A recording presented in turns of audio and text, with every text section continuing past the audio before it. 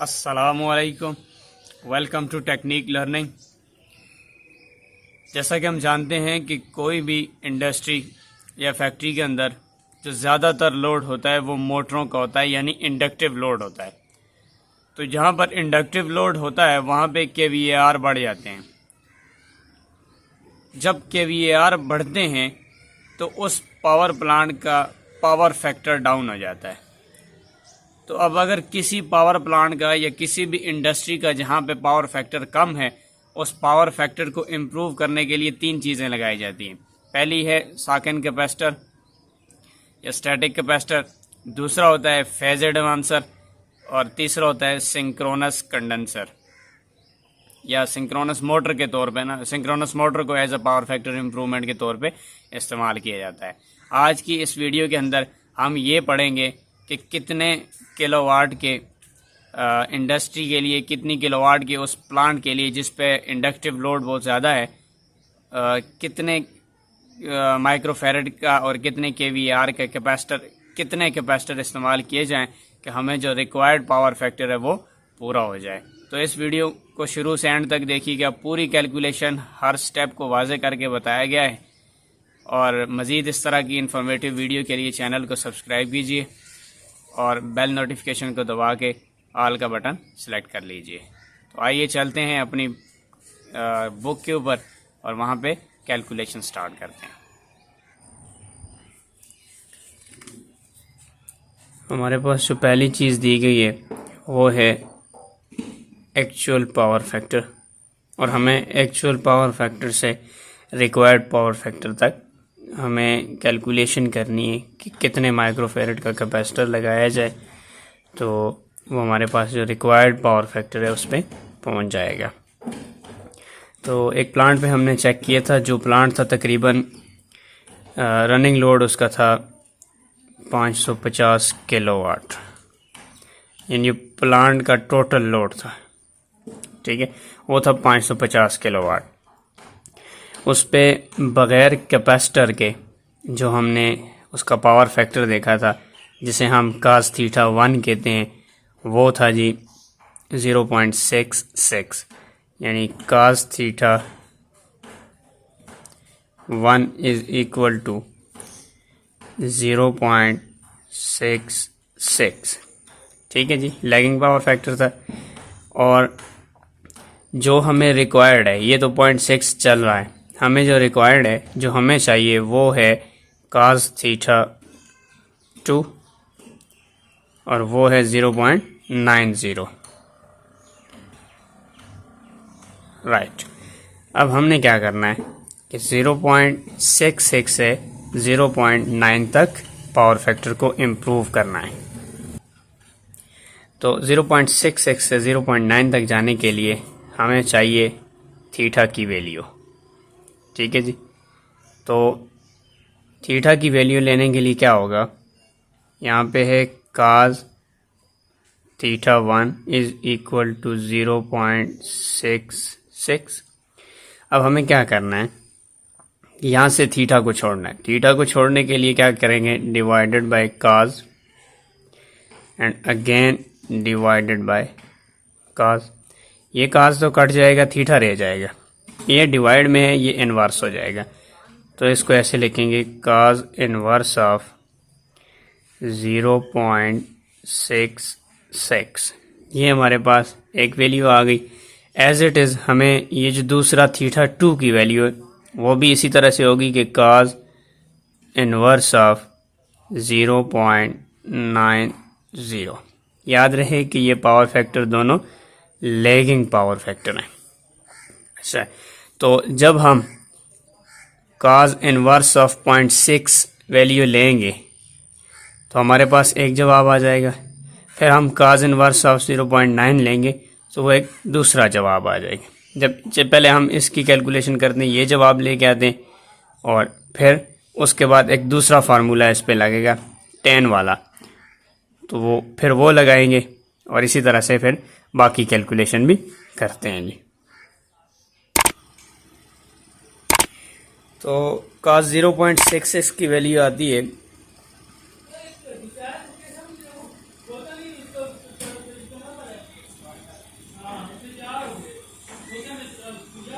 ये वैल्यू आती है जी हमारे पास 48.700 48.700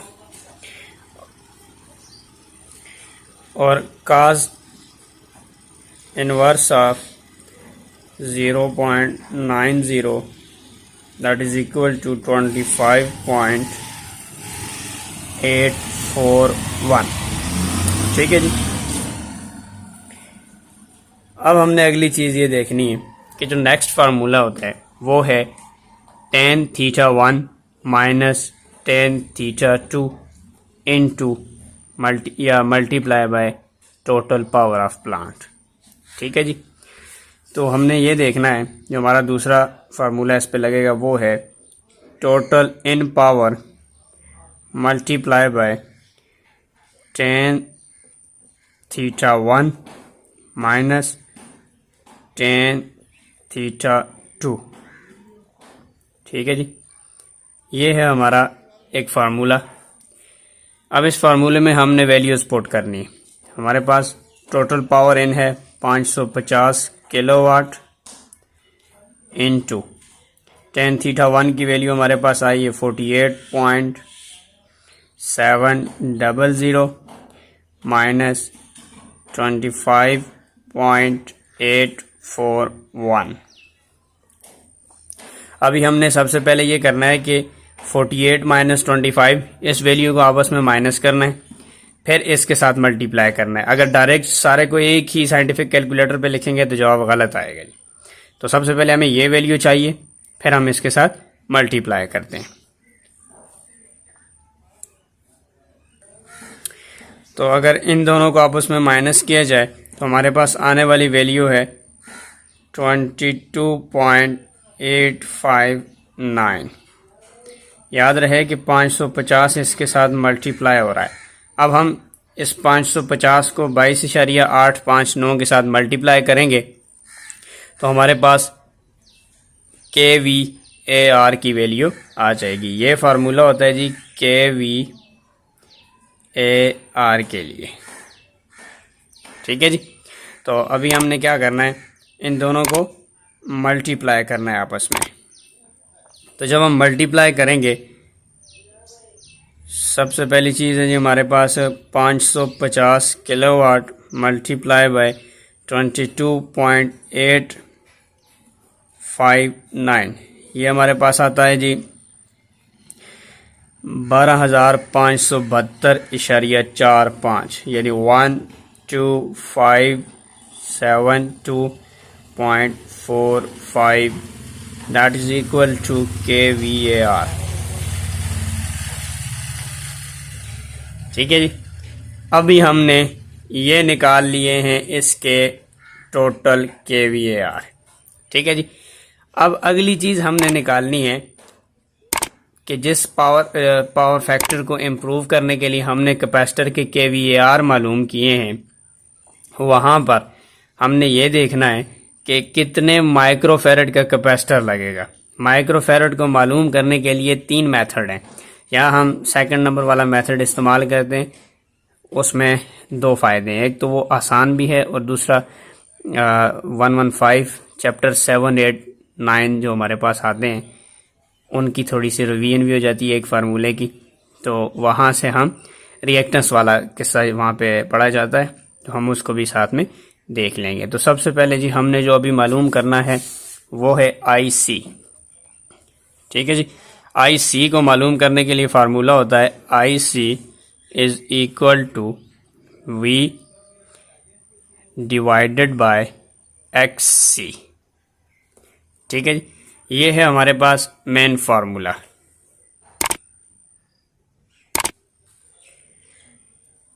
अच्छा जी। अब V तो हमें पता है वोल्टेज है हमारे पास, जो कि 3 फेज़ के अंदर 400 वोल्ट होते हैं। हम 3 फेज़ की कैलकुलेशन कर रहे हैं।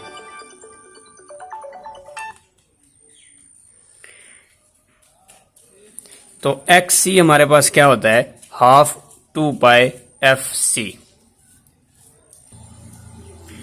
हम जानते हैं XC is equal to half 2 pi FC, where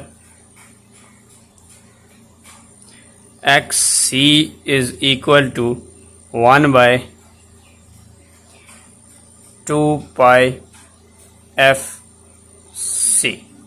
ठीक है जी। अब हमारे पास आई सी की वैल्यू क्या आएगी? आई सी की वैल्यू हमारे पास आएगी, I C is equal to V divided by 1 divided by, इस v के नीचे अगर एक्स सी को हटा दिया जाए, दोनों को सेपरेट कर लिया जाए, तो v डिवाइडेड बाय 1 और एक्स सी की वैल्यू आ जाएगी। जब अगेन 1 डिवाइडेड बाय 2πfc आएगा। तो अलजेब्रिक रूल के मुताबिक एक डिवाइड के नीचे जब दूसरा डिवाइड आता है, वो पहले डिवाइड के साथ मल्टीप्लाई होता है और रकम उलट जाती है। यानी अब जो v divided by 1 and 1 divided bye 2πfc था, वो v मल्टीप्लाई बाय 2πfc हो जाएगा। ये कुछ इस तरह से वैल्यू आएगी, v मल्टीप्लाई बाय 2πfc। ठीक है जी। अब हमारे पास आई सी का फार्मूला आ चुका है। अब हमने आई सी के फार्मूले को इस्तेमाल करते हुए इस फार्मूले में वैल्यूज पुट करनी है, और वैल्यूज पुट करने के बाद इसका हम आंसर लेंगे। फिर अगली चीज़ पढ़ते हैं जी।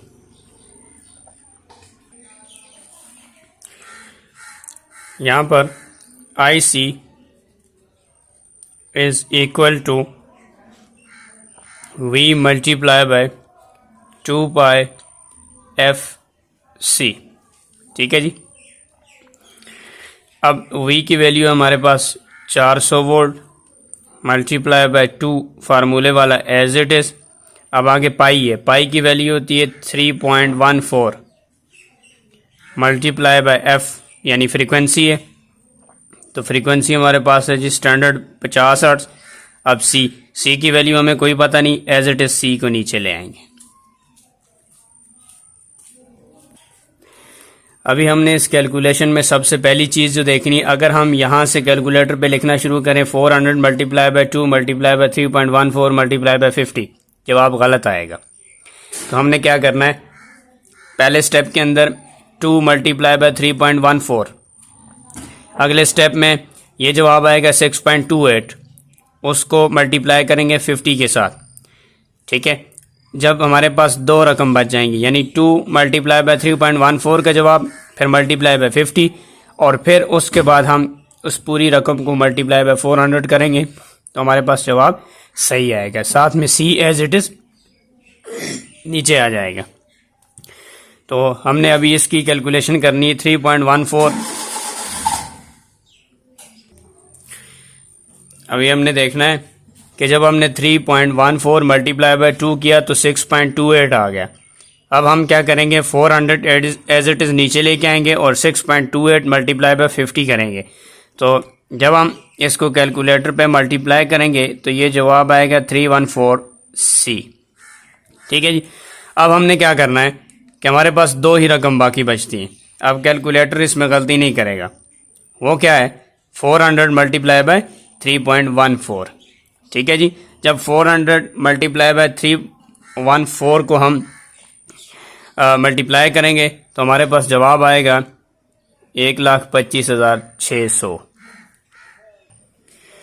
तो जब हमने मल्टीप्लाई किया 400 मल्टीप्लाई बाय 314 तो हमारे पास जवाब आएगा 1,25,600। ये है जी हमारी वैल्यू ऑफ आई सी। तो अभी हमने आई सी की वैल्यू मालूम कर ली है। अब हम मालूम करेंगे अगेन के वी ए आर। तो इस के वी ए आर के लिए जो फार्मूला होता है वो है K V A R is equal to V multiply by I C divided by 1000। ये है 1 किलो के लिए। ठीक है जी। हम इसमें वैल्यूज़ पुट करते हैं। वी की वैल्यू है हमारे पास 400 मल्टीप्लाई बाय आई सी की वैल्यू अभी हमने मालूम की थी, वो थी 1,25,000, 1,25,600 ठीक है जी। इन दोनों के नीचे डिवाइड में आएगा 1000, ठीक है जी। अभी हमने सबसे पहले इस और इसको आपस में मल्टीप्लाई करना है, इसको एज इट इज़ रहने देंगे। जब ये वैल्यू हमारे पास आ जाएगी फिर इसके साथ डिवाइड करेंगे तो जवाब ठीक आएगा। जब हमने 400 मल्टीप्लाई बाय 125600 करेंगे हमारे पास जवाब आएगा, देख लेते हैं जी। हमारे पास जवाब आता है इसका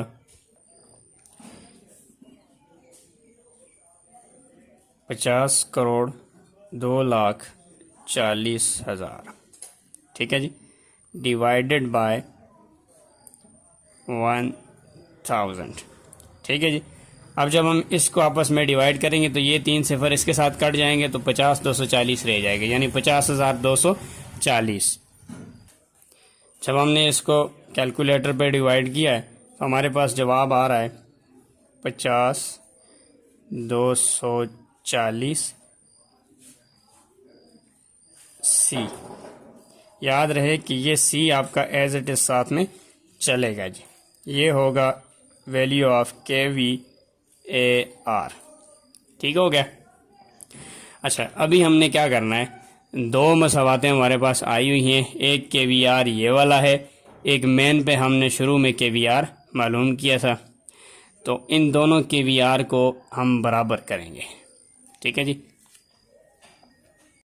यहाँ पे हमारे पास इक्वेशन 1 ये है जी, ठीक है, ये इक्वेशन 1। और अभी हमने जो मालूम किया था KVAR जो कि 50,240 था, इन दोनों को हमने इक्वेट करना है, बराबर करना है। तो नेक्स्ट पेज पे हम देखते हैं कि ये दोनों कैसे बराबर की जाएंगी, कैसे लिखी जाएंगी।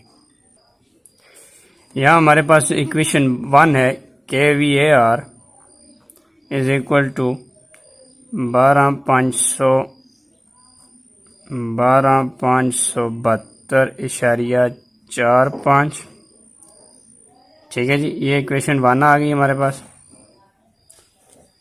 और इक्वेशन 2 हमारे पास आती KVAR इज इक्वल टू 50,240, ये है जी इक्वेशन 2।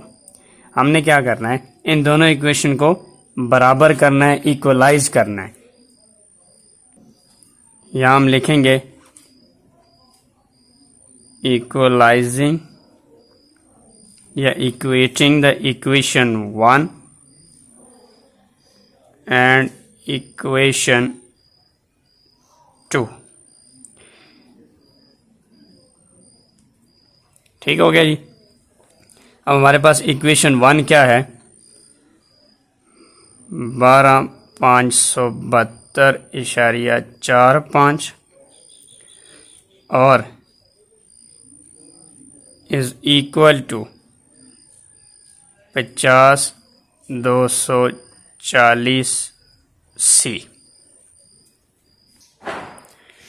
तो अब हमें चाहिए C की वैल्यू, हमें यहाँ से मालूम करनी है। यही हमारी माइक्रोफेरेड और या यही हमारी कैपेसिटेंस बनेगी। तो C को मालूम करने के लिए यहाँ से हमें C चाहिए, इसको डिवाइड कर दो। जब इक्वेशन के राइट साइड पे जो काम किया जाता है अलजेब्रिक कंसेप्ट के मुताबिक लेफ़्ट साइड पे भी एज इट इज़ वही काम करना पड़ेगा। तो अगर हम 12572.45 इज इक्वल टू 5024C, इसमें से सिर्फ 50240 डिवाइड कर दें तो वही डिवाइड हमें यहाँ पे भी करना पड़ेगा। ये आएगा 50,240, ये 50,240 तो इसके साथ कैंसिल, बचा C। So C is equal to 12,572.45 तक़सीम 50,240, ठीक है जी। जब हम इसको डिवाइड करेंगे हमारे पास जवाब आएगा C is equal to 2.502। Into 10⁻⁻⁶। ठीक है जी। तो ये जवाब हमारे पास बनेगा C इज़ इक्वल टू 250 ज़रबे 10⁻⁻⁴, या हम इसको यूँ लिखेंगे कि C इज़ इक्वल टू 250.2 ज़रब 10⁻⁻⁴। तो यहाँ पर हमारे पास माइक्रोफेरेड आ चुके हैं जी। ठीक हो गया। तो हमने KVR भी फाइंड कर लिए, माइक्रोफेरेड भी फाइंड कर लिए। हमारे पास एक ऐसा प्लांट था जो 550 किलोवाट का था और उस पर 0.66 पावर फैक्टर लैगिंग चल रहा था। हमें रिक्वायर्ड पावर फैक्टर था 0.90। तो उसके लिए जो हमने कैपेसिटर लगाना है वो है 250 यार ये 2 ज़रबे 10⁻⁻⁴ यानी 250 माइक्रोफेरेड का। तो याद रहे 250 माइक्रोफेरेड का कैपेसिटर तो हमें मिलेगा नहीं। हमने क्या करना है, 50 माइक्रोफेरेड के कैपेसिटर ले लो। ठीक है जी। इसको डिवाइडेड बाय 5 करो तो 50 आ जाएगा, यानी ज़रबे 5 ज़रबे 50 माइक्रोफेरेड आपकी फ़ाइनल वैल्यू है। यानी 5 कैपेसिटर अगर 50 माइक्रोफेरेड के लगा दिए जाएं तो हमारा जो पावर फैक्टर हमें मिलेगा वो 0.66 से 0.90 होगा।